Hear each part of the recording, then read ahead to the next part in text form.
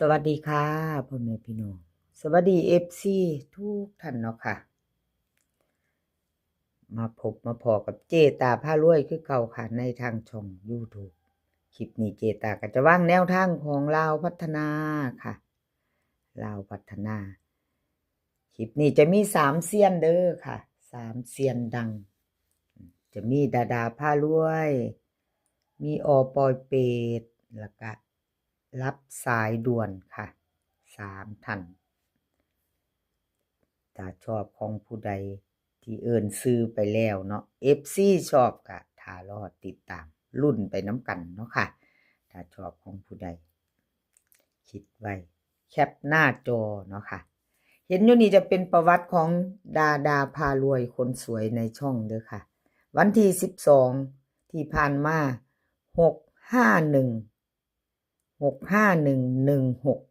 ล่างของดาพารวยคนสวยในช่อง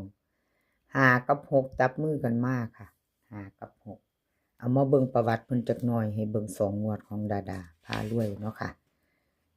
ของเพิ่นเข้าไปบ่หลุดค่ะดาพารวยวันที่10ที่ผ่านมา87บนตรงๆเนาะค่ะคนสวยของเพิ่นยังบ่ทันหลุดเด้อค่ะพี่น้อง FC ของดาพารวยเตรียมแคปหน้าจอไว้ค่ะของดาเดินอยู่ค่ะเดินเข้าแล้วเด้อเข้าแล้วมาแล้วค่ะดาพารวยFC ของดาพารวยคนสวยในช่องมื้อนี้วันที่14เป็นวันศุกร์สุดสัปดาห์ค่ะวันสุดท้ายของสัปดาห์นี้เนาะดาพารวยเป็นวันศุกร์ค่ะวันศุกร์มาไปต่อใหม่กับเพิ่น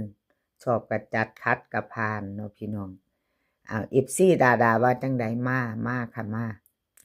มาลุ้นกันใหม่มื้อแลงวิ่งรูดค่ะวิ่งรูดดาให้มา6กับ5 2ตัวคือเก่าค่ะกลับให้เรียบร้อย6556 0110 3ตัวค่ะหางเดียว056 4ตัว1056วิ่งรูดค่ะเด่นทอกันดา6กับ5กับ6เน้น65กับ01ค่ะเน้น2หาง3ตัวค่ะ3ตัวก็มีหางเดียวเนาะพี่น้อง056นี่ล่ะนี่ก็4ตัว1056ค่ะชอบแคปหน้าจอไว้รุ่นกันกับดาพารวยคนสวยในช่อง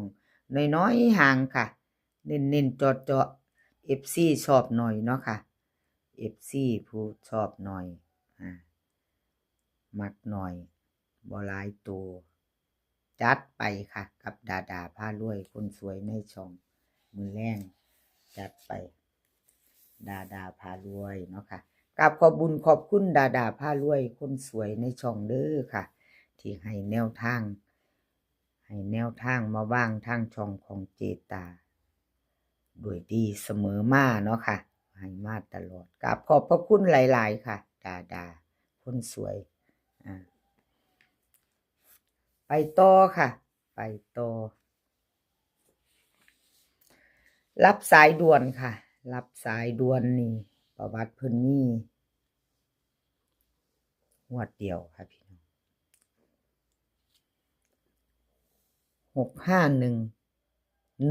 65116ล่าง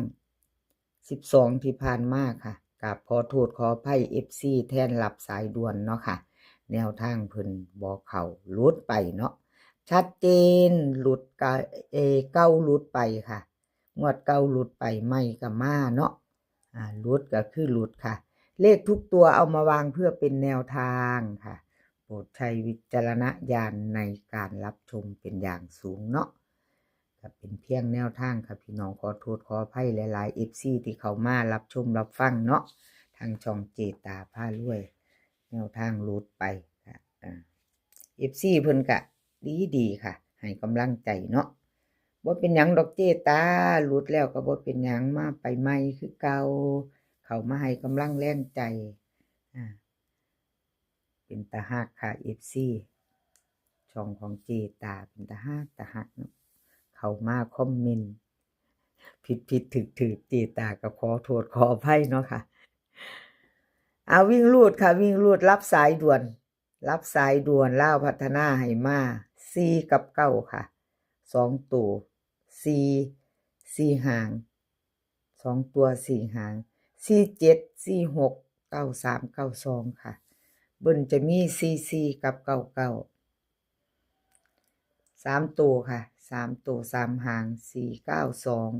947 446ค่ะ446วิ่งค่ะวิ่งรูดเด่นทอกันค่ะ4กับ9รับสายด่วนเนาะค่ะรับสายด่วน4กับ9เด่นทอกันสายวิ่งสายรูดค่ะสายวิ่งสายรูดเพิ่นเด่นทอกันเนาะ2ตัว2หางค่ะเน้นให้มา46กับ92 3ตัวค่ะ3ตัว492พี่น้องจ๋ามาเบิ่งเงินแนวทางวันศุกร์เนาะรายงวดเจตาซ่อมๆเบิ่งเป็นวันศุกร์ตัวเบิ่นอย่ามองข้ามค่ะ4499อาจจะมาได้อะไรก็เกิดขึ้นได้เนาะค่ะสำหรับแนวทางเพราะวันศุกร์จะมักมาเอาพิจารณาเบิ่งค่ะพี่น้องตามที่เจตาบอกว่าวันศุกร์หรือว่าพี่เจตาจับจ้องแต่วันศุกร์บ่เบิ่นบ่เอาพิจารณาเอาเนาะพี่น้องชอบก็จัดขัดก็ผ่านเนาะค่ะสายอันวิ่งลูดแล้วก็เบิ้ลเนาะเพราะมันเป็นวันศุกร์เนาะพี่น้องเจตาเจ้าก็ได้ว่าติวันศุกร์มักออกเบิ้ลเนาะพี่น้องมักออกจับตามองพิจารณาเอาที่เราชอบก็จัดขัดก็ผ่านกราบขอบบุญขอบคุณรับสายด่วนเด้อค่ะที่ให้แนวทางมาว่างทางจ่องของเจตากราบขอบพระคุณหลายๆค่ะไปต่อค่ะไปต่อเป็นของใครมาแล้วค่ะพระเอกบูมาแล้วอปอยเป็ดพระเอกบูได้นี่พี่น้องอปอยเป็ดเป็นจังใดอปอยเป็ด6ขา116เจตาให้กำลังใจคือเก่าค่ะกับขอโทษขออภัย FC ของอปอยเป็ดเพิ่นหลุดไปเนาะเป็นกำลังใจให้กันและกันคือเก่าค่ะกับขอบคุณขอบคุณที่ให้แนวทางมาว่างทางช่องเนาะค่ะวันที่10เพิ่นเข้าอยู่ค่ะเพิ่นเข้าอยู่วันที่10เข้าไป1เนาะค่ะเป็นเพียงแนวทางเนาะค่ะรับชมรับฟังอะไรก็เกิดขึ้นได้มาไปไม่ไปต่อกับอปอยเป็ดค่ะอปอยเป็ดมาไปไม่ไปต่อลาวพัฒนาวันที่14ค่ะวิ่งรูดค่ะออกไปเป็ดให้มา3กับ5 2ตัว6หางค่ะ395 39 54 59 30 53 50 3ตัว2หางค่ะ439 430 4ตัว2หางค่ะ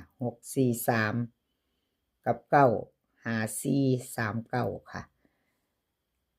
วิ่งรูดเพิ่นเด่น3ล่องหาค่ะ2ตัว39กับ54เน้น2หางเด้อค่ะเน้น2หาง3ตัวเน้นหางเดียวค่ะ439 4ตัวค่ะของอปล่อยเป็ด6439ใครจะตามต่อกับพระเอกบูอปล่อยเป็ดบูขนาดอปล่อยเป็ดไปต่อกันมือแรงเนาะค่ะหยอกเด้ออปล่อยเป็ดมาเด้อมือแรงหาครูมาเด้อค่ะมาเด้อค่ะจับมือกันมากกอดข้อกันเดินเด้อค่ะอปล่อยเป็ดมือแรงให้FCได้ใช้โยกันกับเล่าพัฒนามือแรงเนาะค่ะกับขอบบุญขอบคุณอปล่อยเป็ดหลายๆค่ะแล้วก็FCที่ขาดบ่ได้เข้ามารับชมรับฟังเนาะค่ะมันกันมือแรงขอให้พี่น้องโชคดีค่ะมือแรงกับเล่าพัฒนาเนาะในคลิปนี้เนาะค่ะแล้วก็มื้อนี้ให้มีความสุขสุขภาพร่างกายแข็งแรงกันทุกคนเดินทางไปไสก็ขอปลอดภัยค่ะ เดินทางไปขอให้มีโชคกลับมาขอให้มีชัยคลิปหน้าพ่อกันใหม่ค่ะ คลิปนี้ก็สวัสดีค่ะ